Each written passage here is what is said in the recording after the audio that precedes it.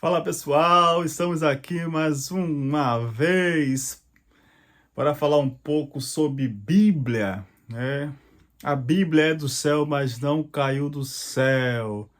Hoje, nosso episódio, vamos falar a respeito da Bíblia evangélica ou Bíblia chamada protestante.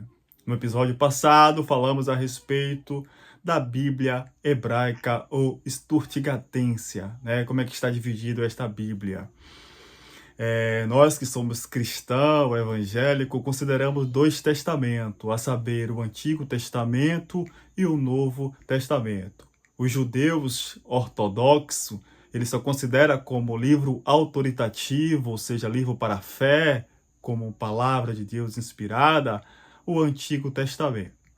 Então, fica conosco. Desde já eu peço que você se inscreva no nosso canal, ative o sininho, compartilha com seus amigos e vamos nessa aprender um pouco a respeito desse livro tão importante para a nossa fé e para a nossa esperança. Então, a Bíblia protestante ou evangélica está dividida em dois testamentos, o Antigo Testamento e o Novo Testamento. O Antigo Testamento possui cerca de 39 livros. O Novo Testamento, ele possui cerca de 27 livros. A terminologia testamento, dentro da tradição hebraica, significa aliança. A saber, a aliança que Deus fez com o seu povo, né? A aliança é Deus quem faz. Isso é muito interessante porque é Deus que faz essa aliança e Deus ele não quebra os seus princípios, ele não quebra as suas promessas. Ele que faz essa aliança com o povo lá no Monte Sinai, diferentemente de nós, né? Às vezes a gente faz alguma aliança e às vezes a gente acaba quebrando.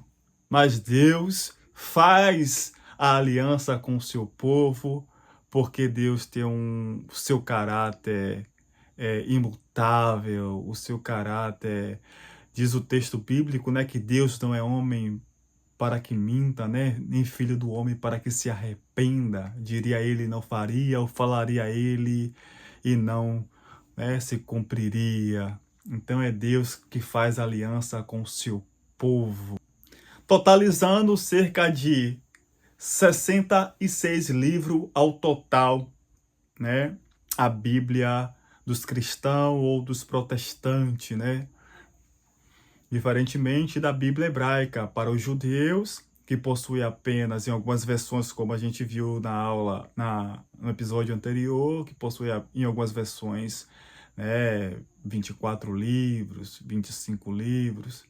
Mas o que a gente percebe é que o conteúdo é o mesmo, né? Tanto da Bíblia hebraica quanto da Bíblia protestante em relação ao Antigo Testamento, né?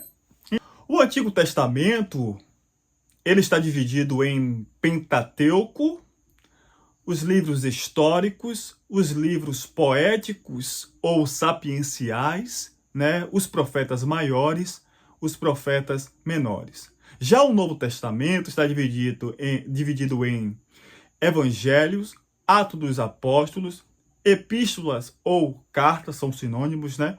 E o livro do Apocalipse. O Pentateuco, essa porção do Antigo Testamento chamada Pentateuco ou a Lei de Moisés está dividida entre Gênesis, Êxodo, Levítico, Número e Deuteronômio. Os livros históricos já estão divididos em Josué, Juízes, Ruth, 1 Samuel, 2 Samuel, o livro de Reis, 2 Reis, 1 Crônicas, 2 Crônicas, Esdras, Neemias e o livro de Esther. Já os livros poéticos ou sapienciais está dividido em Jó, Salmos, Provérbios, Eclesiástico e Cântico dos Cânticos. Já os profetas maiores está dividido em Isaías, Jeremias, Lamentações de Jeremias, Ezequiel e o profeta Daniel. Os profetas menores estão divididos em Oséias, Joel, Amós, Obadias, Jonas e Miqueias, Naum, Abacuque, Sofonias, Ageu, Zacarias e Malaquias. Uma nota muito importante que eu queria deixar com você, uma observação, é que o Antigo Testamento tem o objetivo de relatar a revelação de Deus, né? Como é que Deus se revela a este povo, né? Ao seu povo, esse povo chamado povo, né? Da antiga aliança, né? O Israel de Deus. Como é que Deus se revela a esse povo? Então, ali você vai ver os pactos que Deus fez com o povo, né? O seu relacionamento, a sua vontade para com o seu povo, a sua aliança, né? Esse Antigo Testamento foi escrito em hebraico, escrito por cerca de aproximadamente uns 30 autores em períodos diferentes da história.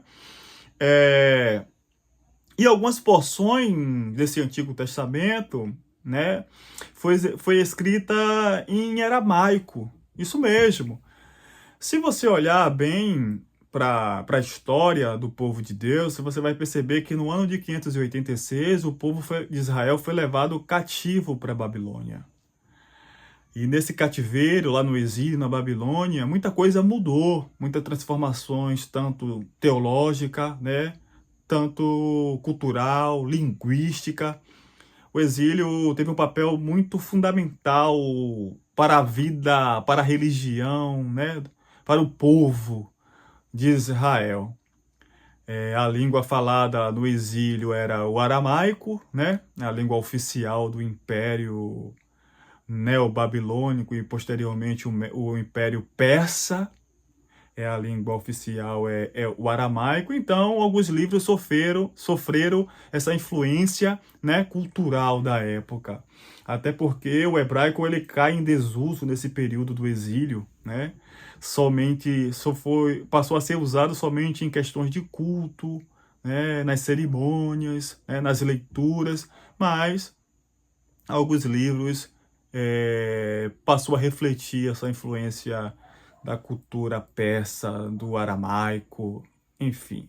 Então, o livro de Daniel, do capítulo 2, versículo 4 a 7:28, está escrito em aramaico, né? O livro de Esdras, do capítulo 8 até o versículo 6:18, também está escrito em aramaico, né? O livro de Esdras, no capítulo 7, até o versículo 20, capítulo 7, 12, até o versículo 26, também foi escrito em aramaico.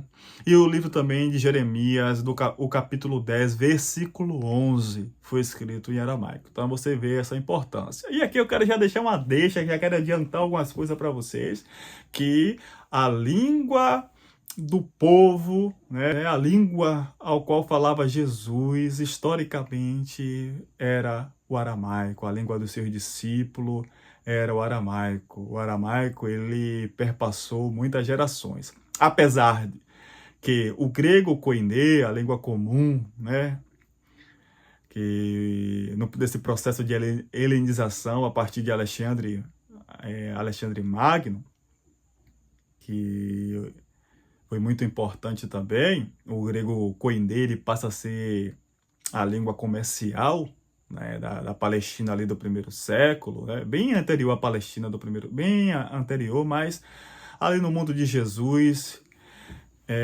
também. Mas o aramaico, ele era a língua, né, ao qual os discípulos falavam. O aramaico é a língua que durou por muito tempo. Isso não quer dizer que seus discípulos, até o próprio Jesus, não falasse o grego, né, koiné, mas a língua oficial dos discípulos e do próprio Jesus era o aramaico. Já o Novo Testamento, né, está dividido em evangelhos, né, Atos dos Apóstolos, epístolas, né, cartas, e o livro do Apocalipse. Os evangelhos estão divididos entre Mateus, Marcos, né, Lucas e João.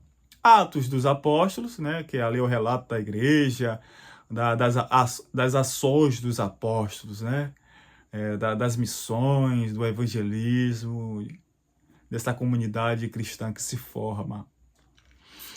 E as cartas, elas estão divididas entre as cartas dentro desse corpus paulino, né? Há discussões, mas vamos ficar aqui, né? O corpus paulino, né?